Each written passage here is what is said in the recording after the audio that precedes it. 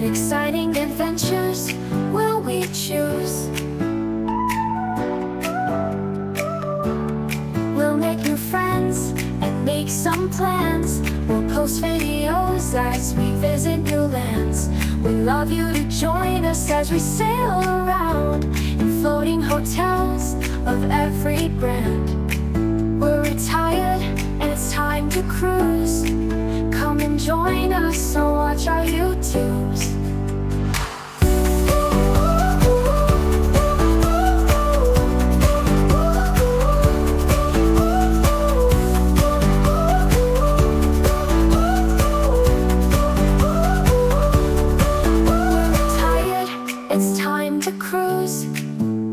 Join us or watch our YouTubes.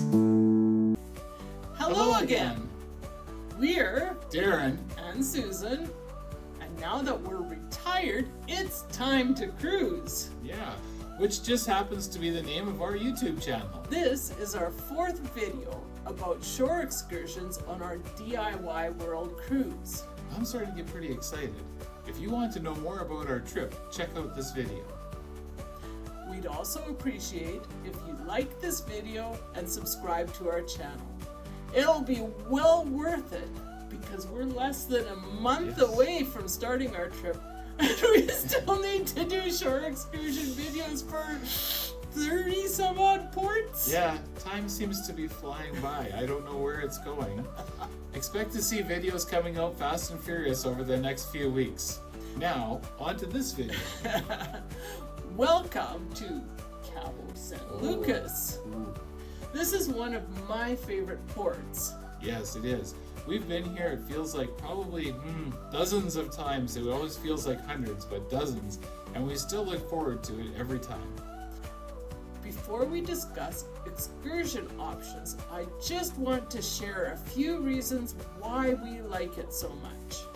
Yes, so please indulge our reminiscing as we enjoy some personal vacation pictures, and I promise we'll talk about excursions soon.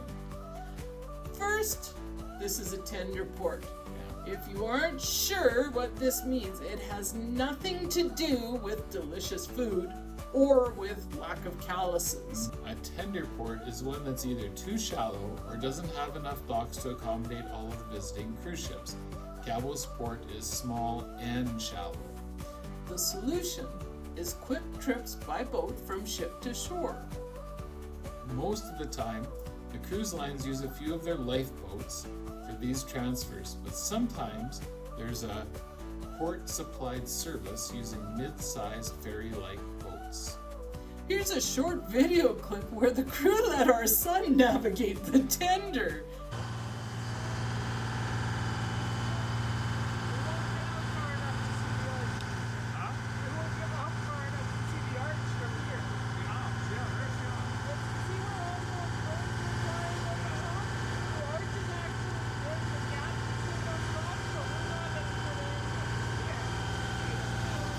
He was little Ben, but he's grown up now and he's watching our place while we're away. It's always exciting stepping from one boat to another, especially when the waves are unpredictable. The crew is well trained to keep everyone safe as they move from ship to boat, or is it boat to ship, or both ways. I love that the lifeboats are used regularly because the crew is well versed in handling the boats and they are used to launching and restowing them. Unfortunately, tendering does make it difficult for mobility challenged passengers because the crew can't lift them on and off of the tenders. Fortunately, there's still plenty of activities on board to accommodate those passengers. The short tender ride in Cabo is neat because you see so much. The sea lions follow the fishing boats in and do tricks for treats, even though they are wild. You also get a great view of the beach, arch, and Pelican Rock, just everything. From the secure tender dock, it's a short walk to a wonderful artisan market. Since our son was so young when we first went to Cabo San Lucas, we got little gifts for his classmates. This turtle is one, and Sombrero crayon. the sombrero pin, and ooh, Yes. parrot crayons. Oh yes. And this will come up later, but we got one of these too.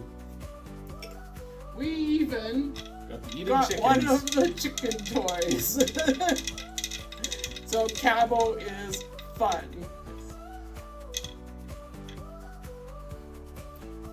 Oh, and don't forget the vanilla. Just remember, it'll count on your customs declarations for alcohol when you go home. Ask us how we know. If you don't have pre-arranged excursions through the ship, of which there's 14, Lots. there'll be lots of choices offered to you ashore, every few feet. The best description of the experience we've heard is it's like being a French fry in a flock of seagulls. It is exciting and chaotic, and you should never feel obliged or pressured to accept any offers you aren't interested in. Sometimes they'll even negotiate on prices. Be polite, don't be insulted if they turn you down, and be gracious if they accept your offers. It's just supposed to be fun. And it is a lot of fun.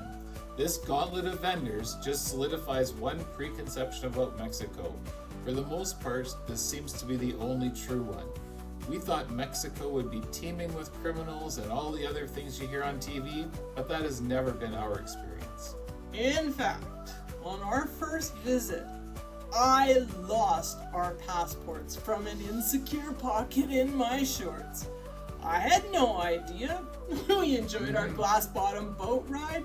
We bought souvenirs at the market. Then hours later, we headed to the tender dock. You need to show ID to get in the tender area. I didn't have any.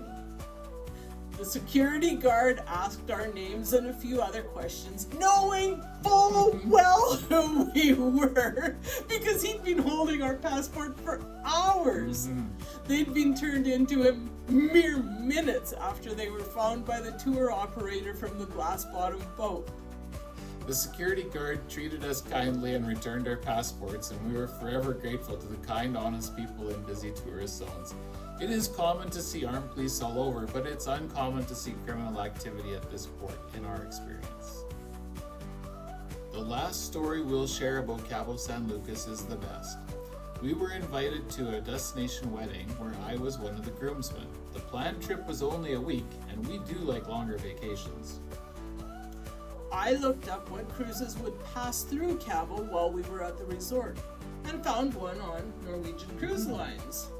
Well, actually, 2 identical back-to-back 7-day trips.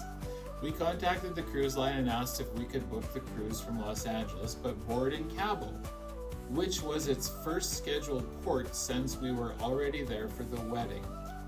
After some consideration, when they figured out that we wanted to get on because we were already there, they agreed to it, so we booked the cruises. Everything was great for the wedding, but the next day a hurricane came along and the shallow port was closed.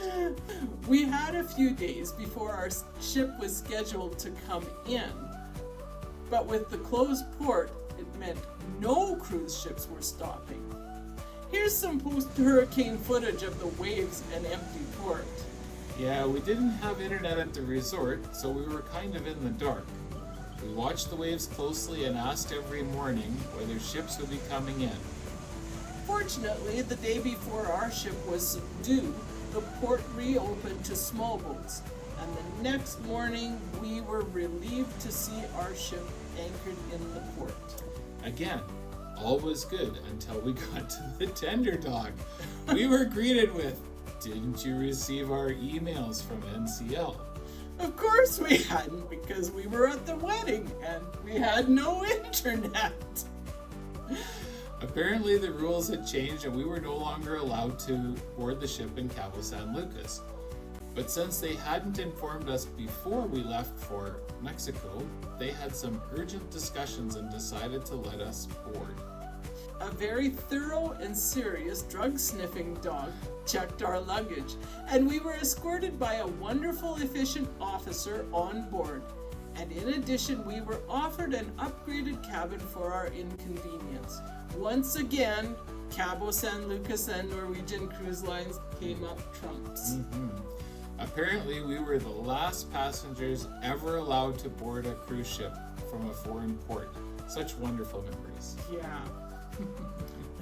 Just for fun, here's a bit of video our son made about that trip. Again, he's a grown-up now, and he's watching the house while we're away. But he was so cute back then. Hi, it's Daniel. Today is December 2nd, 2015. The last journal was November 25th. So, since then we have done some excursions. The first one was swimming with whale sharks. We got to swim with whale sharks, and on the way back we saw dolphins and some sea lions on the way back. It was nice seeing those, and we did it in the Sea of Cortez. That's the oceans where we are. That's where we swim with the whale sharks. Completely wild. Whale sharks do look scary and gigantic, but they're very gentle beasts. The other thing that happened while you were gone is we went on a camel excursion. We got to ride camels and go look at the outback. Camels don't like to be touched. We can only remember 3 types of cactuses there. So here are them, the cacti. We saw an organ cactus, which can have up to 60 arms and can grow 18 meters high. We saw the jack cactus, with flowers that bloom or blossom into dragon fruit after a good rainfall in rainfall season. And also we saw barrel cactus. Oh, and jumping cactus. How could I forget about those? Because when jumping cactus were first found, they said they were jumping because they didn't know that they were so fragile and they have barbed spikes. So when you jumped into them, it looks like the cactus jumped onto you. So that's why it was called the jumping cactus. And here's the fourth one, the barrel cactus. The only safe cactus that you can drink water from. So the next big event is a hurricane went over, and it was only a class 1 hurricane, not that strong. It was very weak, only brought wind and bigger waves than usual, and rain, and that's it for that hurricane. Not that hard. After that, we went to our last excursion in Cabo San Lucas. We got to go snorkeling and try power snorkels, which basically are a motor that is safe for you to hold, and it'll just take you around all over the water, underwater. Doesn't matter where it is. It has low flotation, so it will float to the top. I saw some nice fish there. So now, the next day we went to the Norwegian Encore. As you can see over there, it's the NCL over there on the gigantic Horseback. So that's all, guys. Peace. Now, on to the serious stuff. Excursions in Cabo San Lucas. There are so many things you can do there. We've snorkeled, ridden camels, made tortillas, tasted tequila, done quad rides. and even Not at the same time though, just so you're aware. And even once, while we were staying at a resort, we got the chance to swim with whale sharks. And of course, we've taken 1 or 2 glass bottom boat rides. Just remember to look up at the horizon every once in a while to avoid getting seasick. Yes. We were the only ones of the group on the glass bottom boat tour that weren't sick because we knew enough to not keep looking down. Most recently, we've just walked to the public beaches and relaxed ashore. Yes, definitely good times. On the other hand, now that I'm PADI certified for scuba diving, I might go diving while Darren people watches. I'll need a dive buddy, so let me know if you want to dive together. I'll need somebody to help me, I don't know, drink coffee and check my email. If you want to pre-book something, but not through the ship, we'll tell you about excursions available through Viator or Expedia. There are affiliate links in the description, so if we mention something you find interesting, please use our link to book it. It doesn't cost you any extra, and we get a small commission if you use our link. We'll be in Cabo San Lucas from 11 a.m. till 7 p.m. on October 19th. There are 14 excursions offered from the ship, ranging from camel or horseback riding. Again, I said he'd come in the future. Swimming with dolphins, Snorkeling, scuba diving, deep sea fishing, enjoying scenic cruises, doing some ATV driving, or even zip lining rock climbing, and rappelling in a forest. The prices start at $174 per adult and soar to over $1,000 for a 4-seater ATV. Yes, the ATV stuff can get quite expensive. An even wider variety of tours with significantly wallet-friendlier options are available ashore. On Viator alone, there are 31 pages of excursion choices. We'll try to break them down and give you a better idea of your options. You can absolutely go ashore and check out hiking trails or walk to a beach or relax and swim for free. You don't have to do something that you pay for. There's also bars where you can enjoy some tapas and a cerveza, that's beer. For all you non-Spanish speakers. And of course that costs exactly what it costs to have the beer or the tacos or whatever you decide. You'll also get a chance to see some fish like marlins and mahi-mahi brought in by the deep sea fishing excursions. Just keep track of time because you don't want to miss that last tender. For sure. The least expensive semi-organized excursions are boat rides to the Arch. Glass bottom boats will feed the fish, so there's lots to see beneath. Oh, good pun there. But remember to look up and see the Arch and the Sea Lion Colony and Pelican Rock. Many of the boats will drop you off at the beach and then allow you to have a return trip later. Next up for affordability looks like the camel or horseback rides. Based on the number of excursions offered, they must have at least 1,000 camels and horses. Some rides are on the beach, some are in the desert. Some include food and tequila or mezcal tastings. We've highlighted some that are just riding or a combo of several activities. Then there's a huge variety of ATV, razor, side-by-side, or other motorized beach or desert adventures. Again, there are lots to choose from, and they often include tequila or food. Yeah, you're seeing a reoccurring theme with the tequila. I think everything revolves around tequila. I have to admit, the one we went on was a whole bunch of fun. Again, we've listed some fairly basic excursions and then some that include more activities. Then you have the snorkel and the scenic cruises. Some of the snorkel adventures talk about seeing sharks, which is always exciting. I don't think sharks are nearly as dangerous as we've been led to believe, especially not the reef sharks you might see. There are even some pirate ship excursions, which usually include a show and people walking the plank.